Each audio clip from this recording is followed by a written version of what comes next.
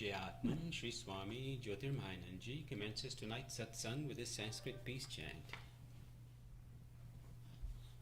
Om Purnamadaha Purnamidam Purnat Purnamudachyate Purnasya Purnamadaya Purnamevavashishyate.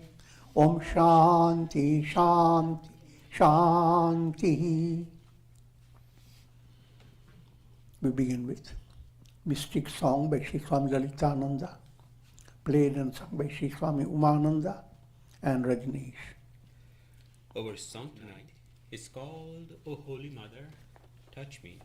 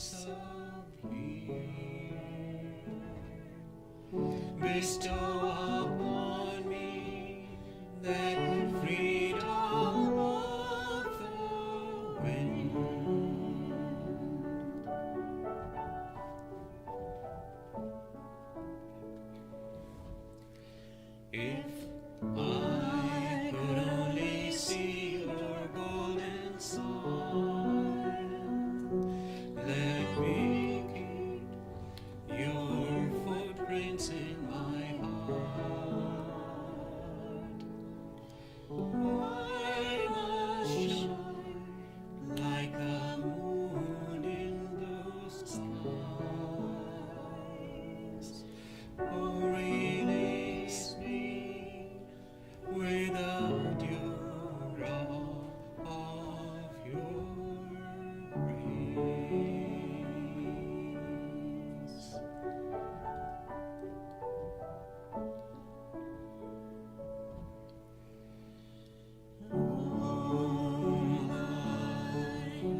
Saraswati Namaha.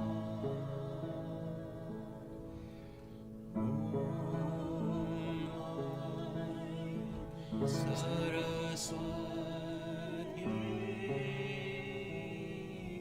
Namaha.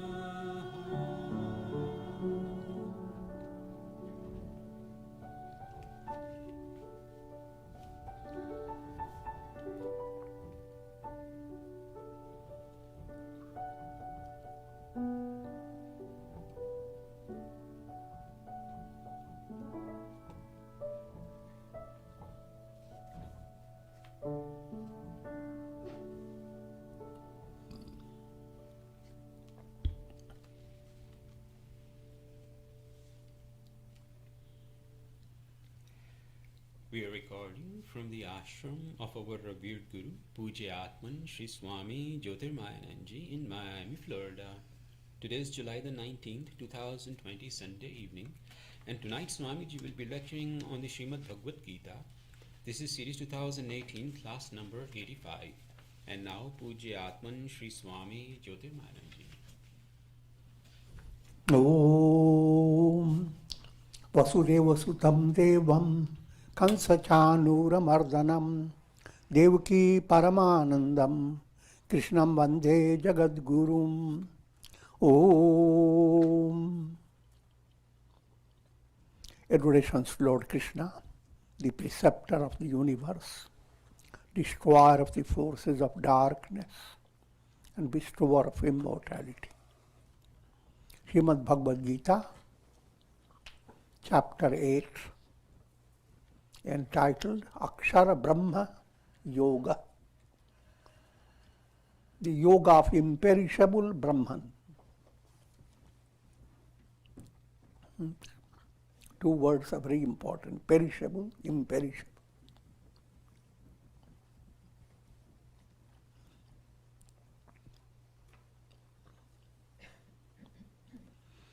Your dream is perishable. For ordinary illustration, waking seems solid, but real waking is enlightenment. Until you are enlightened, you are in a world that is perishable. Death virus is after you.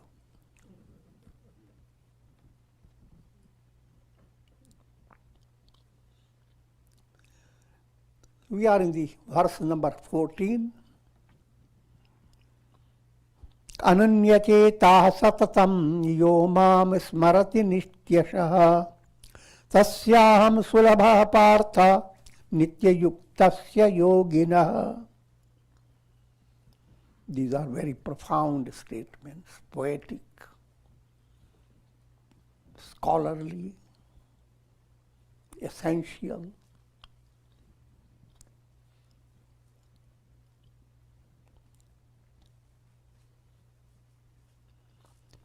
Yah ananyacetah nityashah mam smarati. I am easily attainable by that ever-controlled yogi, O Partha, who remembers me constantly with his mind unflinchingly devoted to me. Translation doesn't bring out all that, but just simple literal meaning. Yah ananyaceta, he who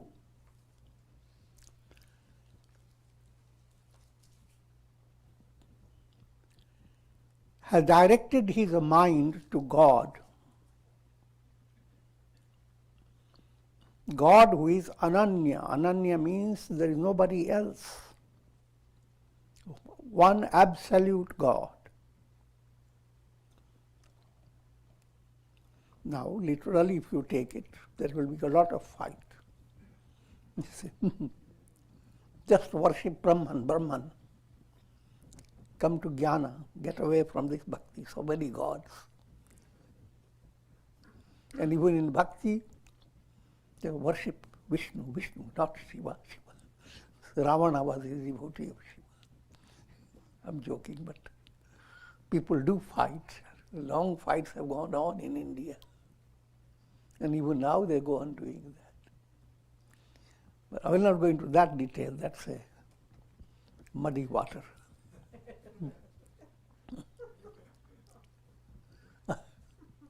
Ananya Cheta means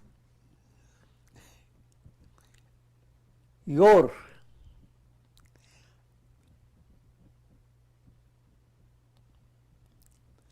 most adorable one, the absolutely adorable, is Brahman, your own very self. Atmanastu Kamaya.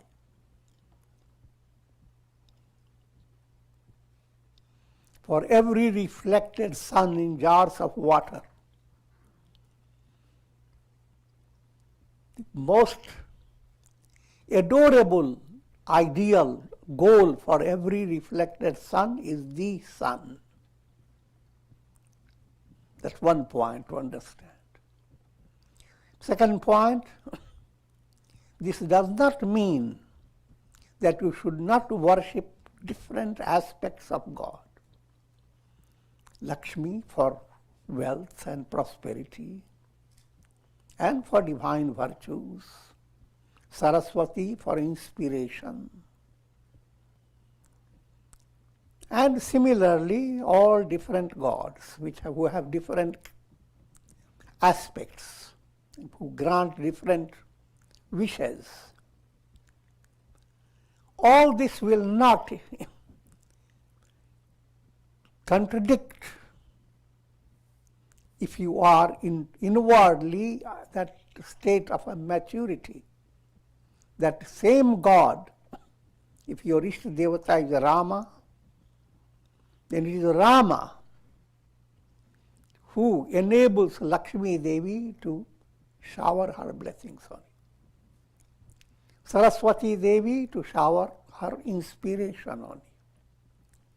All different gods, not only gods, but all different sources that help you in countless ways. The source behind it is that Ishta, that God whom you have dedicated your whole life. He is the beloved of your soul. And He is one without a second. So, don't feel contradicted if you are led to many types of worship. Rather, all types of worship are perfectly commendable.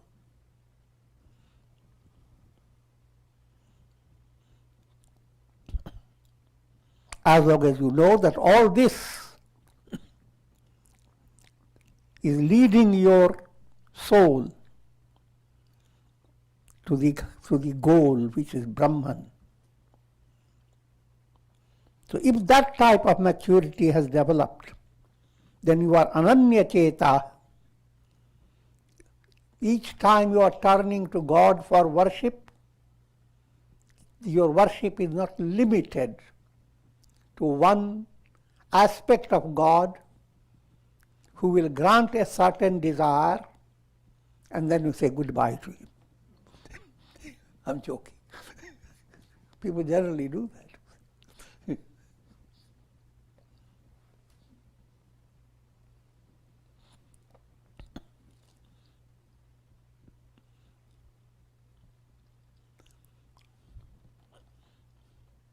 Nityasha mam smarati.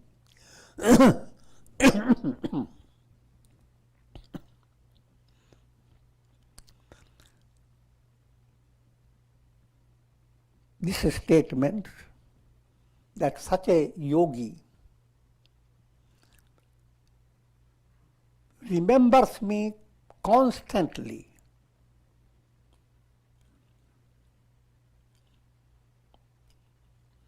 This is pointing to Raj Yoga's statement of Abhyasa. Satu dirghakal nairantarya satkar sevito dridha bhumi. Abhyas is being defined. How should you practice sadhana?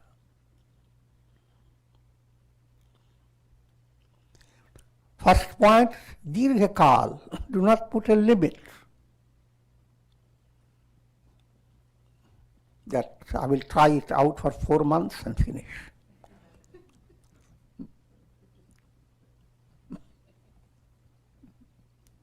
If it doesn't help, I will go into another philosophy. I've already explained that. I will not go into detail. The idea is no longer how long it may take, your goal remains unshaken. The only goal you have to attain, that's your reality. Truth alone triumphs. And you can't choose anything other than the truth, no matter how long it takes. And again, dirghakal doesn't mean much at all.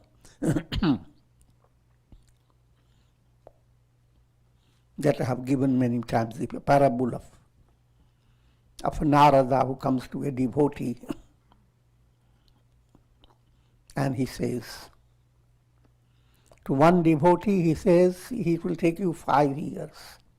The devotee was practicing great austerity, so eager to have God's darshan that he have kept fire all around him.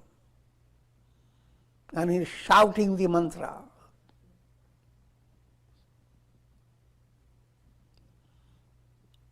And seeing Narada, he asks, how long will I have to go on doing all this? And Narada responds to him that it's just 7 days more. He jumps out of it. It's impossible, impossible.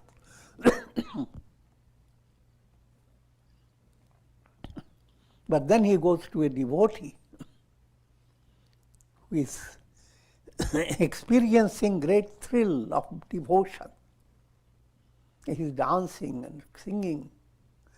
No, that's not a good dance.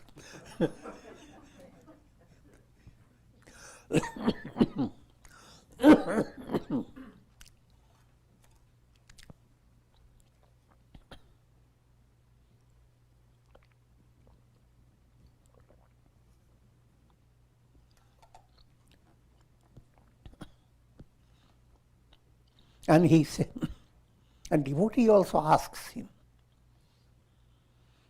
and Narada says that, look at how many leaves are there on this tree. When they all fall down, he will give you darshan. But all that he hears, that he will give you darshan. He starts dancing with bigger song, with great thrill.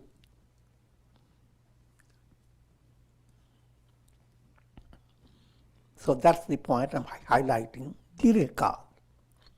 Time should not be viewed with stress. How long I have to. Time is your mental projection.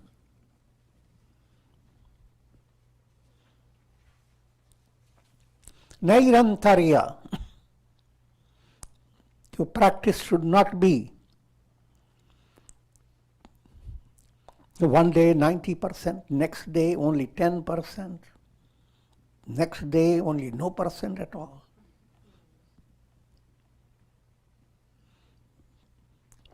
Just like with medicines,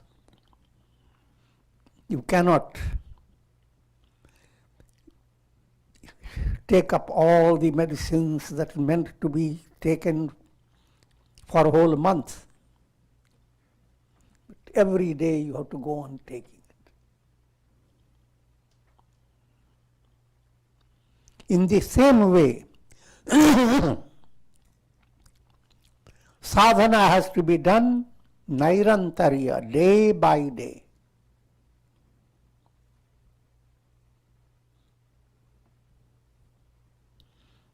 And that practice has a cumulative effect. And third point, very important, satkara sevito.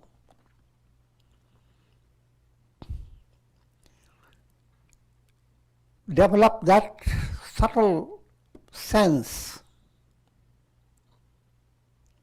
of joyousness, just like you are eating food. Every bit of food you eat, you go on cursing somebody. He has not given right type of salt in it. It's lucky sugar. And yet you are going and eating it. That's called asatkar sevito. You are doing the thing but not with good feeling.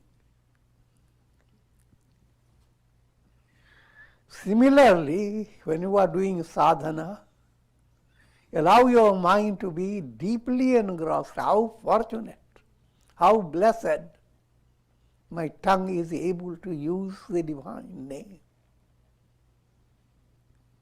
In spite of all the troubles go on in the world, I have opportunity to turn to God. So that type of subtle, joyous taste that gives a sense of reverence to your own sadhana. So if you have these qualities, then you are going to have the firm attainment. Dridha bhumi, your bhumika will be firm. Bhumikas are steps of enlightenment.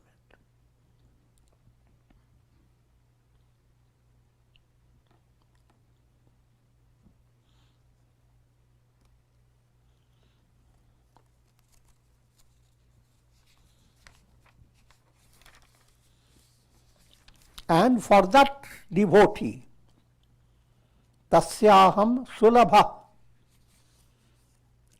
I am easily attainable. Easily attainable. Always to have proper understanding, to attain God realization. 3 great hurdles you have to go through. Mala, all impurities. Vikshepa, countless desires that have gone in so many directions to keep your mind agitated. And desires have different levels, subtle desires, vasanas, and behind those desires, subtle seeds. All these are countless problems in order to attain enlightenment. And lastly is avidya, avarana, veiling, veil of darkness. And if you go through the academic way of studying it, each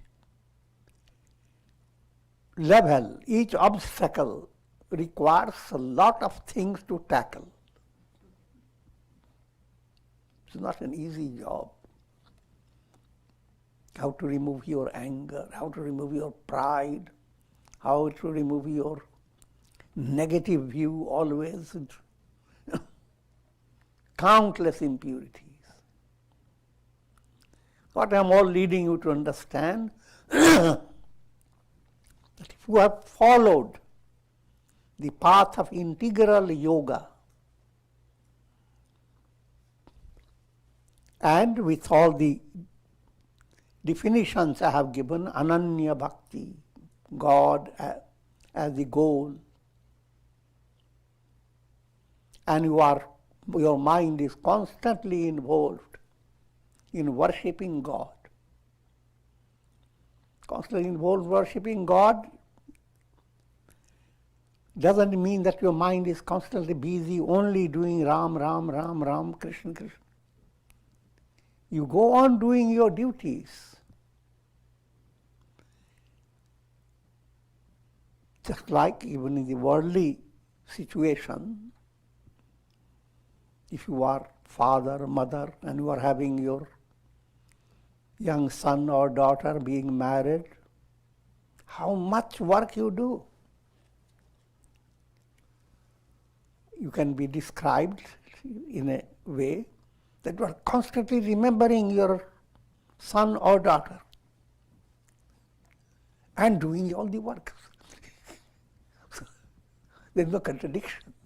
You are constantly loving your project for your dear relative. At the same time, you are busy doing things. Both go together. Your mind becomes involved with God in a very subtle way. So in other words, you don't have to be always aware, am I doing repetition mantra? Did I forget? Slap on my nose. With every breath I'm not repeating the divine name. I'm highlighting all that so that you can have mature understanding.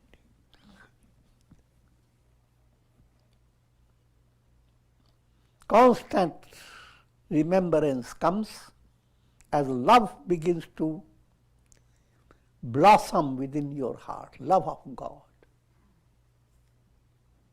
Because that love is constant flow.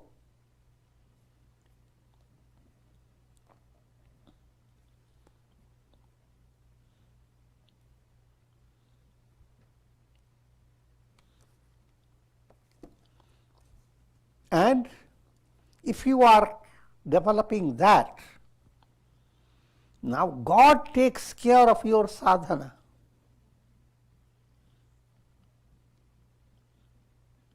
And therefore, for facing challenges, you need Shakti, strength. From divine source, that strength comes to you. And you are surprised how you were able to face it. And you emerge out of adversity like the moon emerging out of a dark cloud, shining brighter. That's called Shakti. That type of strength that makes you patient, keeps you persistent, and maintains your internal vigor. In other words, doesn't lead you to despair. That's called Shakti. And as the Shakti advances, you are led on the royal path to liberation. That royal path is bhakti, devotion to God. And once you are on the royal path with the permission of the royalty, no one can stop you. Mukti will come automatic. So therefore, each time I give blessings, I will give Shakti, Bhakti, Mukti.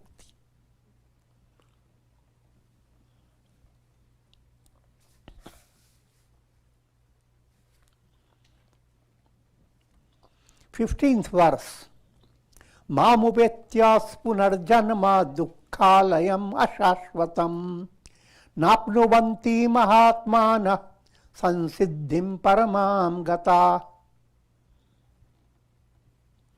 Having attained me and thus having reached the highest goal, these great souls are not born again in this world. The world in which is this abode of pain and which is transient.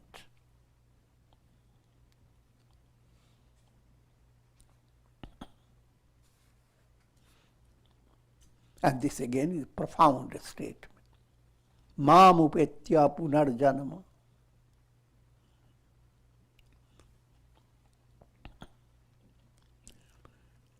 Having attained me, Mam, me term it is, the absolute I am, Brahman.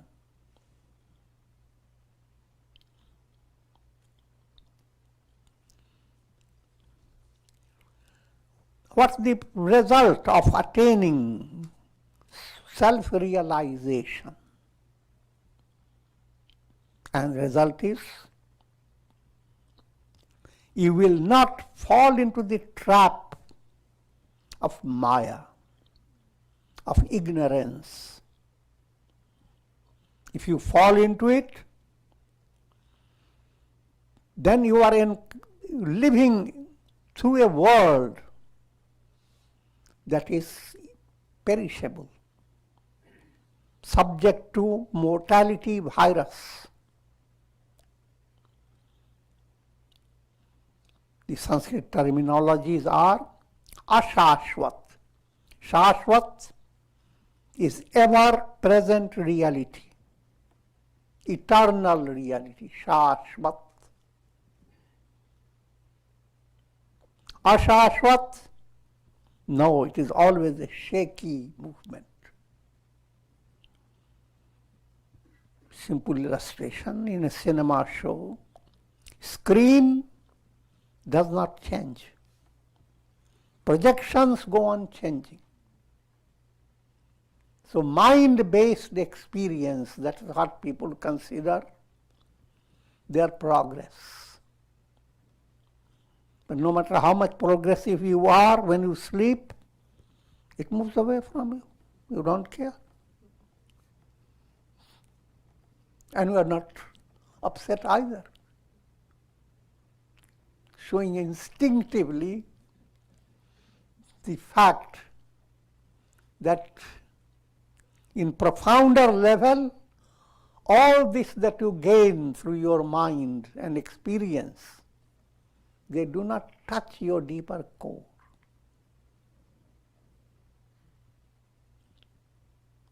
But if your progress is in this world of appearance, which is like a dream, that everything that you do is ashashvat, perishable, transient,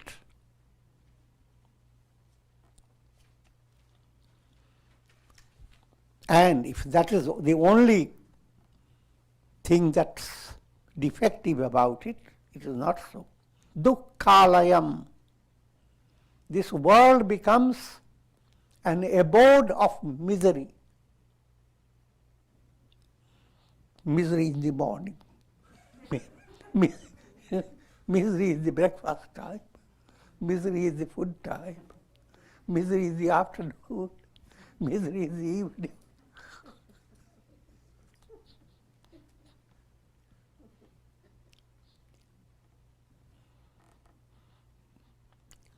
And you can understand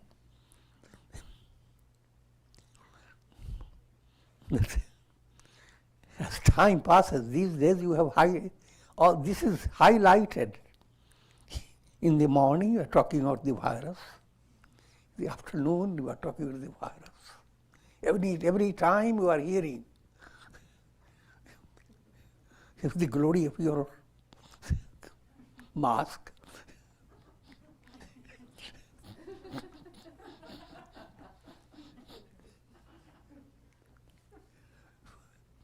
How many times they will recite the japa, a mask.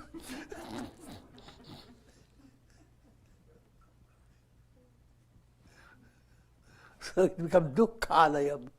All the news comes giving you more and more of misery about the world.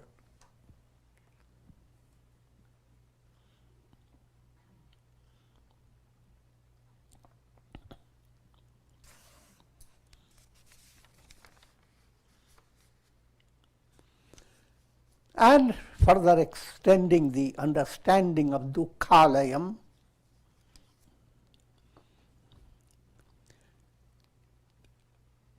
in the state of ignorance, every soul experiences 6 negative modifications called shadvikaras, 6 defects. And what are they?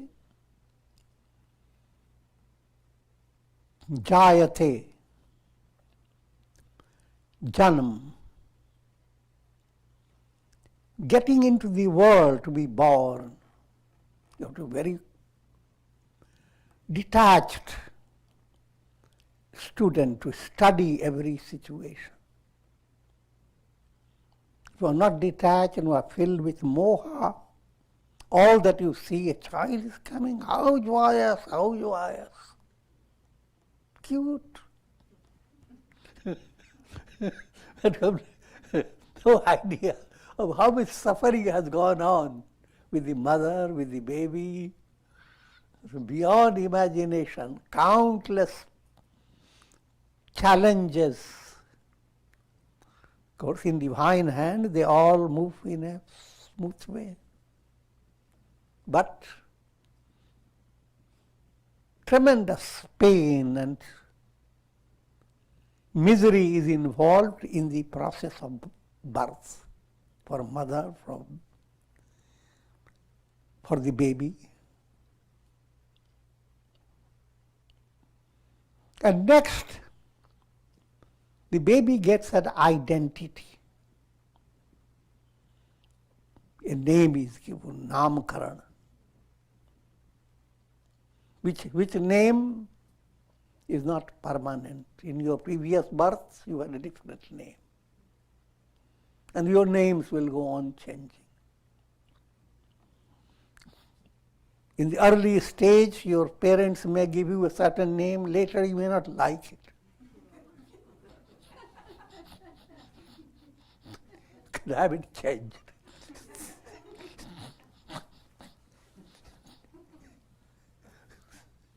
So that's about naming.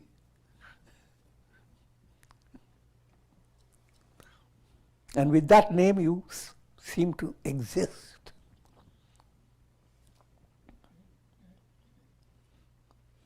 Next modification, next vikara, vardhate.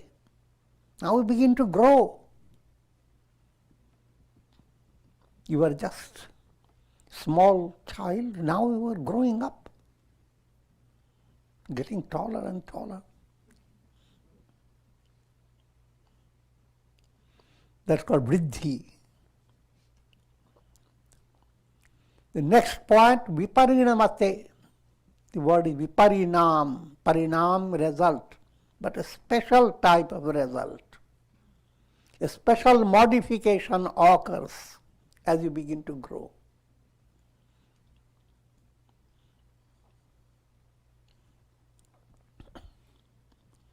From childish stage to become youthful is a viparinam.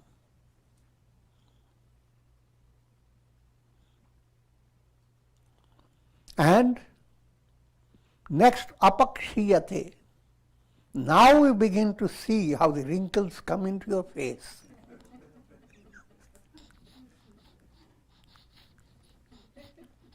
Aging process. And a constant dread how to maintain your good health.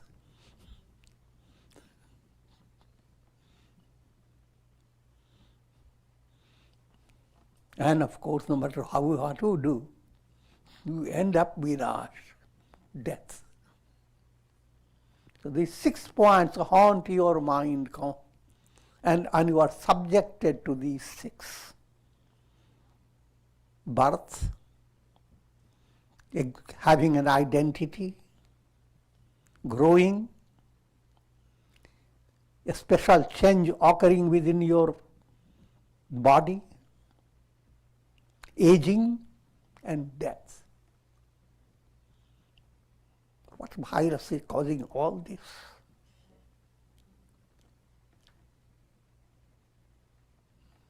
That death virus. Mortality. And that should be your target. That within your lifetime, you must correct this, remedy this virus. In other words, within your lifetime, attain enlightenment.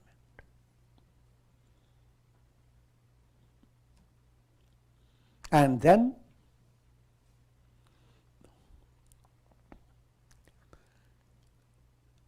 after death of your physical body, you are not coming back anymore. So 2 types of attainment, 2 aspects. Within lifetime, sthita prajna. You are rooted in the awareness, I am Brahman, in spite of all limitations of this world.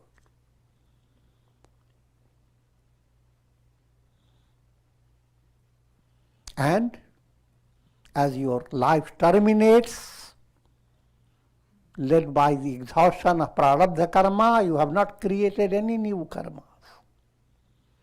Therefore, good news, you are not coming back into another embodiment forever.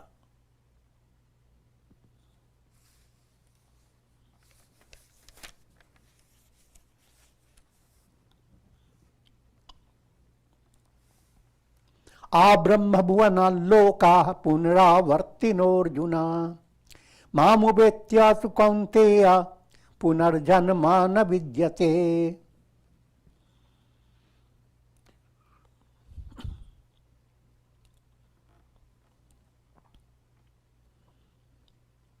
All the worlds up to the highest Brahma loka are subject to the return of the soul.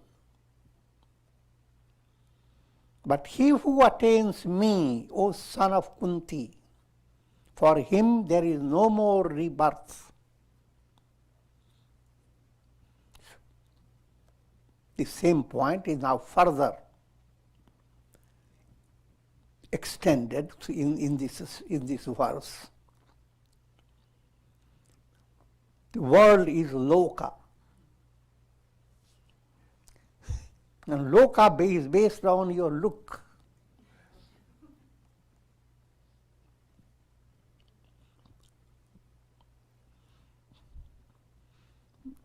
People spend a lot of time in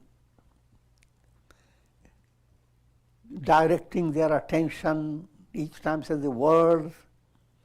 It goes into the whole geographical and astronomical study of the world. How long it took for the creation, how many million, trillion years go on, how there are stars shining but to human eyes, but they are already gone long ago. But the light is coming to your eyes after a long distance. It has taken its long time.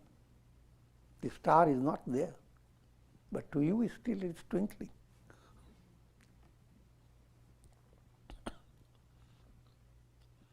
So a stretch of time, what I'm leading you to understand, is studied by human mind.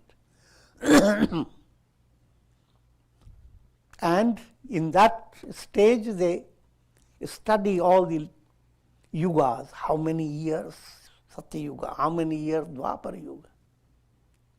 But all this study is kindergarten study.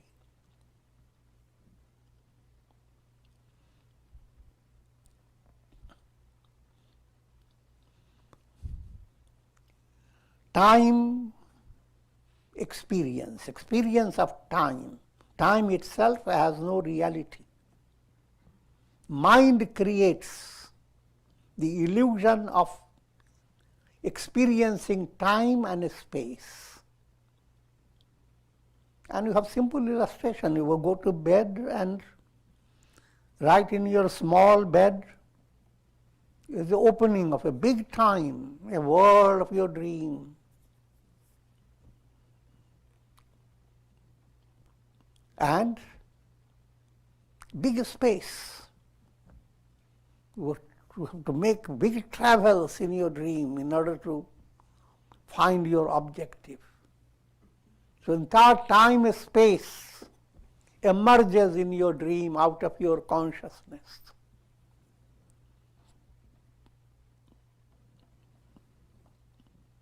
And put it more mature way to understand. When your mind is under distress, you are waiting for someone whom you love so much. Through many challenging circumstances, someone is coming through a big trip, and you are waiting, hearing about the plane, where it is, how long. Now your experience of time becomes stretched out.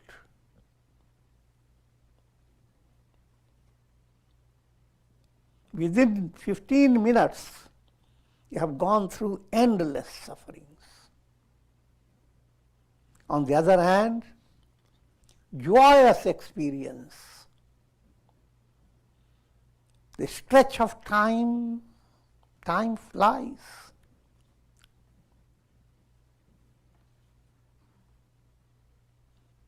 So, time-space experience is not reality, it is mental projection based upon vrittis of the mind.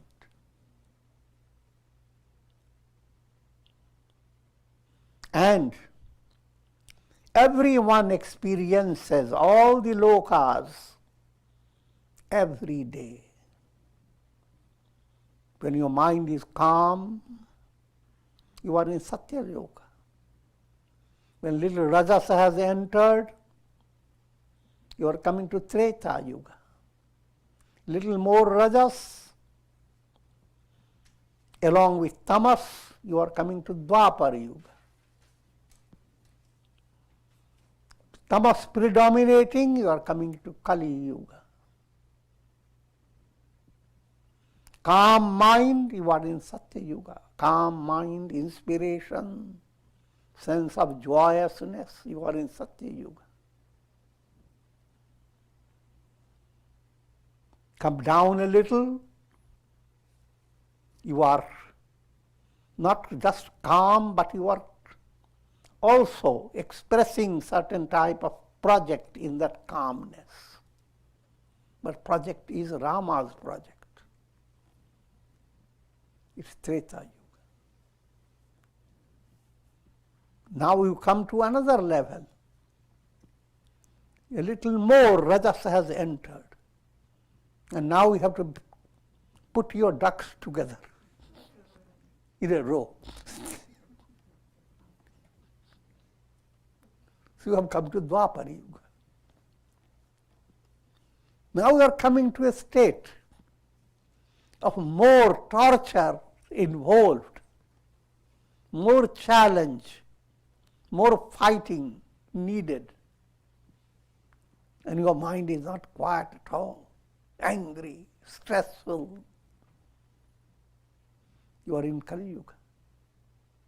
All these yugas you experience day by day.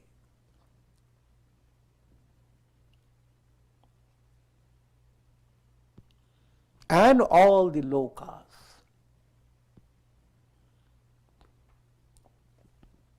The lokas are predominantly three lokas. Bhurloka, practical reality. The reality that you experience through your mind and senses. Bhuvarloka, your sentimental reality, reality based on your feeling and sentiments. That reality is more profound than the physical reality. And then Svaraloka, reality based on your understanding, the way you understand. If you have misunderstanding, your reality is totally different. You may be in a most wonderful circumstances, most best of association may be all around you, but you are deprived of all that.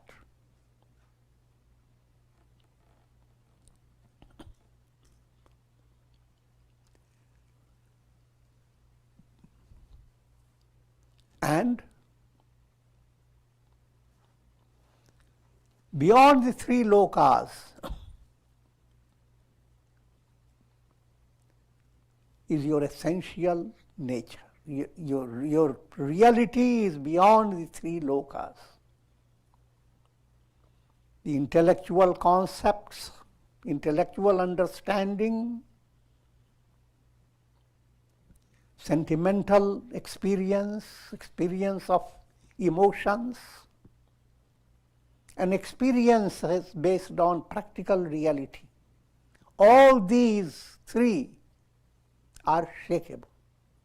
Therefore, sannyasins renounce these three. Bhuha sannyastam maya, renouncing all practical reality.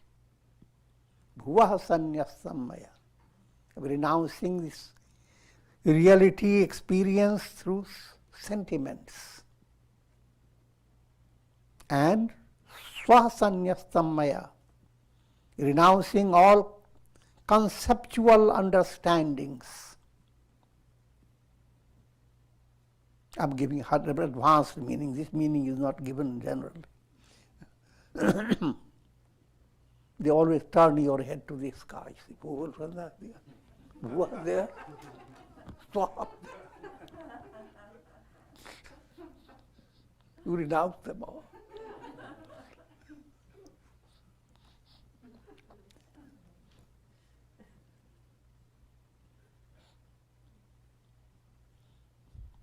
So, all attainments in this world are in the terms of lokas.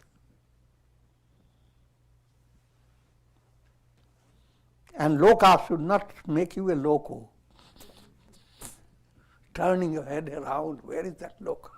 Is it Mars? It must be there close by. That's where Krishna lives. Go loka.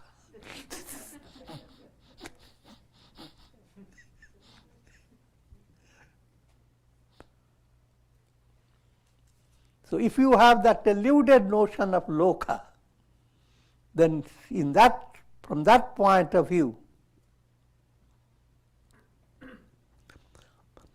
Abrahma bhuvana loka punaravartino Arjuna mamupetya tu kaunteya punarjanma na vidyate.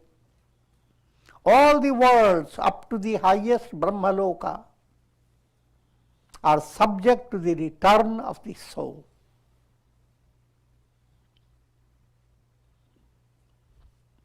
And in allegorical presentation of gods, even Brahma is not ever the same Brahma. Each day of Brahma is thousands of years in the earth planet. I'm talking in the language of a different type. This is not. The point is that experience of time space is illusory. And any role that you play in the world of time and space, no matter how great, you are the creator. Even that creator is limited to time and space. You may stretch the imagination about time and space. But go on stretching. But no matter what you do, it is time, space. So therefore, never find your security in the world of time and space, even if it were the idea that next birth you are going to be Brahma in Brahmaloka. No. Realization of the self. Bhakti of God, love of God. That's all you want. Shakti, Bhakti, Mukti, nothing else. No Brahmaloka. No Indraloka. I'm not a loco.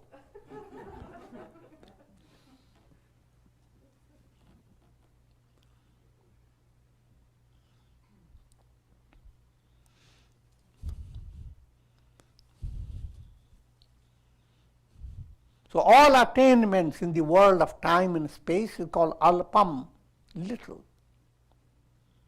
The goal of your life is infinite, bhuma.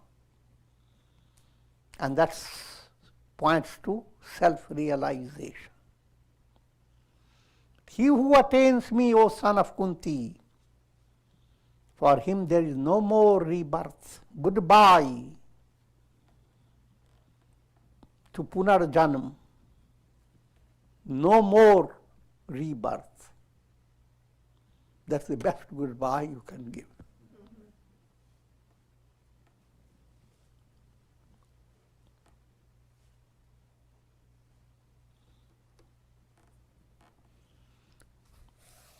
And this point is further elaborated.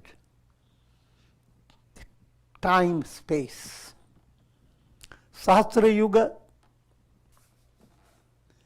Paryantam Arha Arayara Brahmano Viduhu Ratrim Yuga Sahasranam Sahasrantam Teho Ratravido Jana.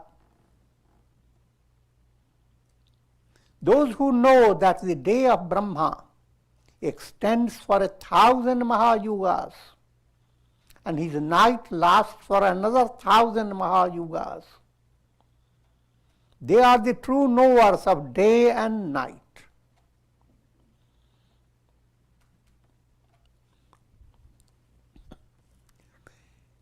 The idea is everybody looks for attainment in the world which is defined by day and night.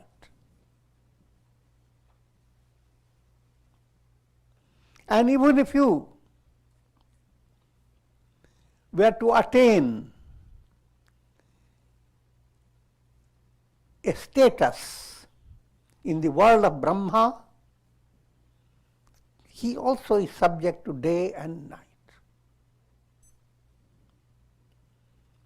Allegorically speaking, the term day and night relate to being conditioned by time, space. Enlightenment, liberation is not confined to day and night, transcends time and space. Subtle meaning behind it.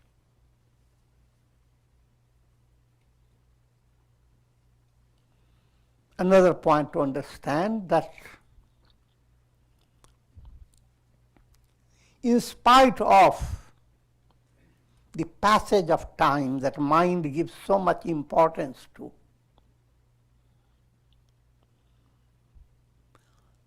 gain that type of realization which transcends time. This is the definition of being savadhan, ever attentive.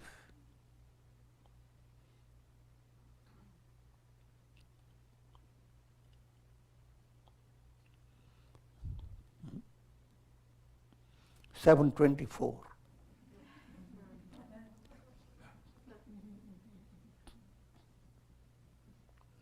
The entire time world is brought into 7 days and 24 hours. And the story of Parikshit is illustrated the same concept, that he was cursed to die in 7 days. And people become very excited about that. But that applies to every individual. You die one of the 7 days. Even 1,000 years later, whenever you die, it will be either Sunday, Monday, Tuesday.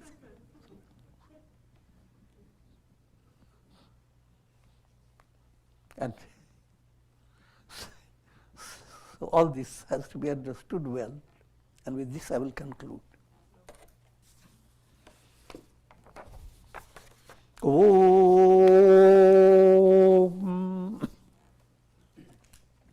Om Shri Krishnaya Namah. Om Shri Krishnaya Namah.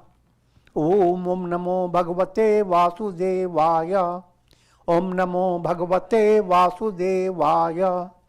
Om. Prayer for shower of divine grace, Karunamaya Ras of God over all, relieve the misery caused by the virus, and bestow the blessings of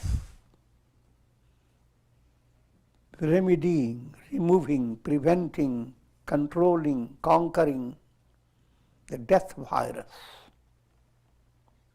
mortality, and be able to say goodbye to rebirth. That's the goal of life. And that's the message radiating from all religions of the world.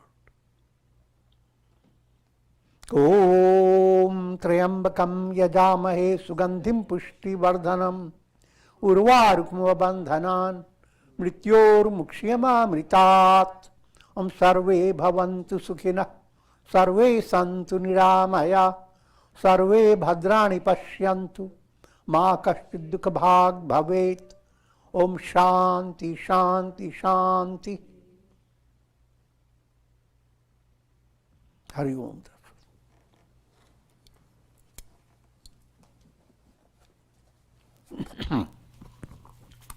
Does anyone have any questions? Okay, then we conclude and we await Swamiji's lectures on Tuesday and Wednesday at 7:30 on Yoga Vishishta.